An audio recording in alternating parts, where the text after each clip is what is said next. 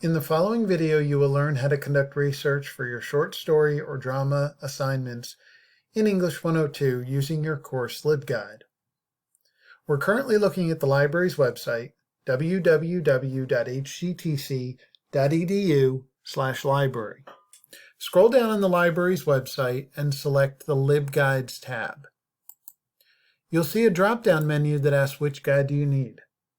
Click on that and scroll down and find the English 102 LibGuide for your professor, then click Go. If you've never seen a LibGuide before, LibGuides are specially designed sites created by HGTC librarians that have the best library resources for research assignments in a particular class. You navigate your way around using the various tabs found on the guide. The Home tab is merely a welcome tab. We're going to start out on the Databases tab.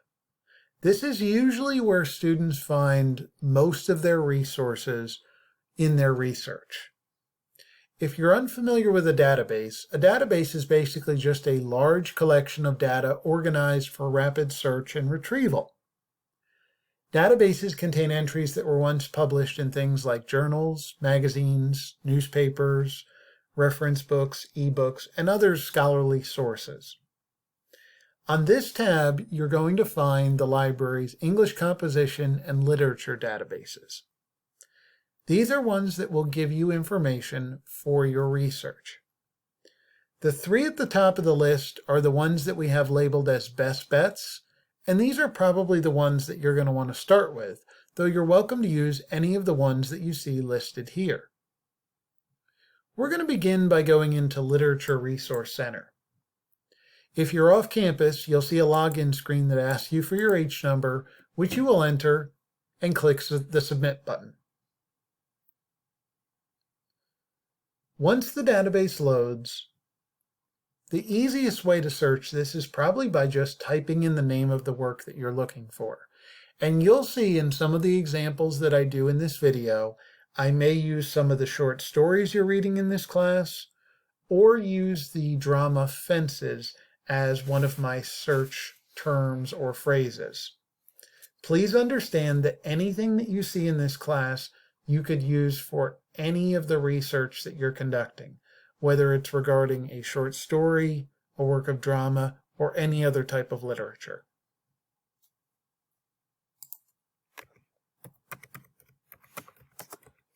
I'm going to do a search for everyday use, the short story. One of the things that you'll notice is a lot of our databases have predictive searching. They think they know what you're looking for, so they give you some search options. If you see something on the list that fits what you're looking for, you're more than welcome to click on it, and it will bring up everything that they have in the database on that particular topic. In this particular database, Literature Resource Center, they break their results down into different types of categories. The literature criticism section comes up first. This is where scholars are writing about and analyzing a particular work of literature. In this case, these are literary criticisms of everyday use. Here are biographies of the author, topic and work overviews, kind of a summary of what the story would be about, reviews and newspaper articles about the story, and then primary sources and literary works. Oftentimes, this is where you'll find interviews with the author. For your particular assignment, I think you'll definitely want to look at the literature criticism section. From here, you can just scroll through, and if one of the titles sounds good to you, all you have to do is click on it, and it'll automatically bring up that particular article for you.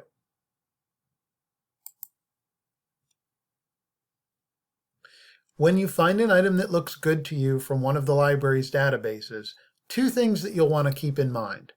Every one of them has an email feature. It may say the word email, it may say share, or it may be an image of an envelope. If you click on that, you have the ability to send this item to yourself, so you don't have to go back and find it again in the future. The other thing to look for in library resources is the Cite or Citation button. Sometimes it's just an image of a quotation mark. This is where you can see a suggested MLA citation for your source.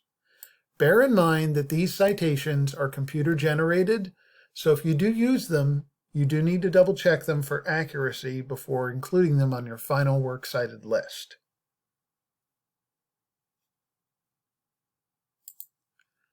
The next database that we're going to take a look at is the Bloom's Literature Database. And again, if I wanted to, I could use the search box, type in the name of a work of literature, and hit enter or click the search button. Notice that capitalization does not matter when you're searching in library databases. Now, this is a database that has a lot of different information that you could take a look at. At the top of the page, they tell you kind of a broad overview of what they had available to you on what you searched for. Reference means that all of these entries were originally published in books. Criticism, like the last database that we looked at, these are authors analyzing a particular work of literature. Some of these are grayed out, but occasionally you will find those available to you as links. And then in this case, there are also images. Oftentimes that's an image of the author, or if there was a video made of the story or the play, you'll see still images of the reenactment. And then over here on the right-hand side, you can further narrow down each one of these categories with the different sections that they have over here. So if you only want to look at the entries that talk about topics and themes in the things they carried, you could click on this. If you wanted to only look at the thematic or structural analysis, you could click on this section here. And again, when you find something that looks good to you, don't forget that you have the ability to get the citation as well as to email it to yourself. Now, the last database that we're going to take a look at is Literary Reference Center. This database actually gives you 3 search boxes. And here's where you can be a little bit more detailed if you're interested. For example, you may be researching the play Fences by August Wilson. But if I do a search using Fences as my search term, that's very broad. I'm going to get information about August Wilson's play Fences, but I'll probably get a lot of other information that's irrelevant to what I'm looking for. So since you have more than one search box, you can add, and you can see it says the word "and" here, another search term or phrase. So maybe I want to put in Fences and August Wilson, and now I can hit the search button. And you'll see that I've got 32 results, a very manageable number that I could look through to see if any of this information was of help to me. And again, if you find a good one, click on it. If you don't immediately see the actual entry itself, look on the page for the words PDF full text. That will take you in to go and read the item. And then in this case, your email button and your cite button are over here on the right-hand side. Now, one thing that you may note is that some of the library's databases only have one search box. We've actually seen that in the first 2 that we looked at. And I actually just made it so that this database also only had one search box. So what if you wanted to add the name of the work and the author's name, like I just did a moment ago? You can still do that if there's only one search box. Here's how you would do that. Simply put the word "and" in capital letters between your 2 search terms or phrases. That will join them together so that every result that comes back has what's before the and what's after the and.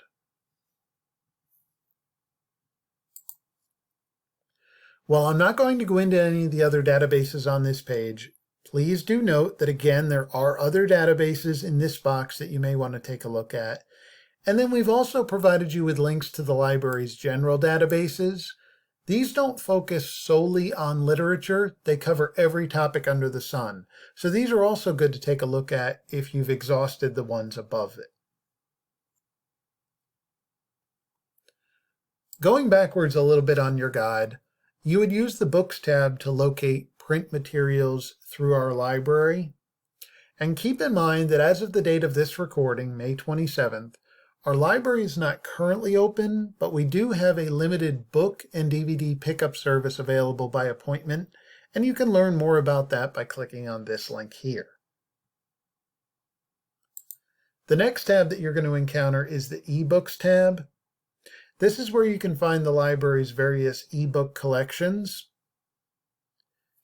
The top two boxes on this tab, EBSCO eBook Collection and eBook Central. These are the two companies that provide us with the largest number of ebooks. Between the two of them, we have approximately 400,000 ebooks available to you. I'll briefly show you both of them. If you went into EBSCO eBook Collection, again, we have one search box. I could type in the name of a work. Maybe I only want information about a specific author. I can also put in that author's name. And here's a search tip for all of you that's not required, but can sometimes help out. If you want a phrase or a name to be searched exactly in the order that you've typed it in, put it in quotation marks. For example, I've put an author's name in here, and I've put quotation marks around it. It's only going to look for these words specifically in the order that I have typed them in. And here you can see I've got 25 different results that came back. If I wanted to narrow that list down a little bit, I could use the search tip that I gave you previously and add another search term. And now it won't only find just the items that have the author's name, but it's going to narrow down to the ones that also include this second search term, feminism. And now I could go through and see if any of these items on the list fit what I am looking for. Again, if you go into a library resource and you don't see the actual entry, look for the PDF full text link, and that will take you in so that you can go and look at it. In this case, it's an ebook, so when I click on that link, I get directly into the ebook itself.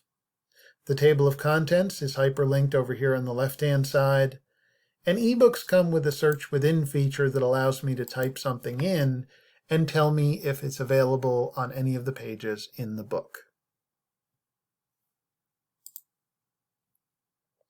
We're also going to take a little look at eBook Central.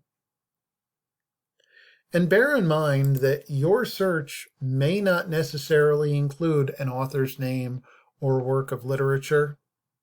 You may want to go in and type in a topic related to a work of literature. So going back to the things they carried, the Tim O'Brien short story, you may come in here and do a search like this.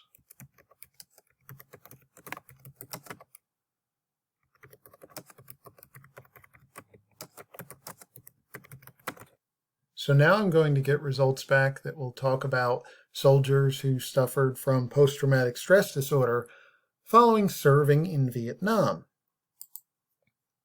The ways that you can search are basically up to you. You may want to put in the name of the story that you're searching, the word and the name of a character, if you wanted a lot of character analysis about someone in that work of literature. There are a few other ebook collections on this page as well, and you're more than welcome to enter into any of the ones that we have listed for you. And if in some instances we have provided you with suggested books, you're more than welcome to enter into any of these to try and find information that could help you in your research. On the Multimedia tab, you're going to find Films on Demand and Canopy. These are the library's two streaming video services. These could be used for two different things. You may be able to find analysis of your work of literature. You may also be able to find a reenactment of it. If you're having trouble understanding your work of literature, sometimes seeing it acted out can be helpful to you. Films on Demand will probably have a little bit more for your assignment than Canopy would. When you go into Films on Demand, again, you could type in an author's name work of literature, whatever you feel is the right search for you. And then look through the results lists that come back. And again, these may be, in this case, videos about the author. Here's one that has 5 versions, reenactments of the same short story, the story of an hour. So I could go in and I could watch this particular video here if I were so interested. One of the nice things about Films on Demand is if you watch a video, not only will it come cited, but it will also come with a transcript feature. And the transcript feature tells you exactly what's being said in the video, so you don't have to retype something if you want to quote it and cite it in your papers. And remember, every library resource comes with a citation feature. The databases, the ebooks, and the streaming videos. So do look for that link if you are using any of these library resources. And to help you out a little bit with your research, on your LibGuide, you'll notice that there's a tab that says Short Story Essay, and then that has a drop-down under it that says Drama Essay-Fences. This is where you can find suggested resources, both print and ebook and videos, about the different works of literature that you are researching. So in this case, here are links to resources about your short stories, and then here are links to resources about the drama Fences.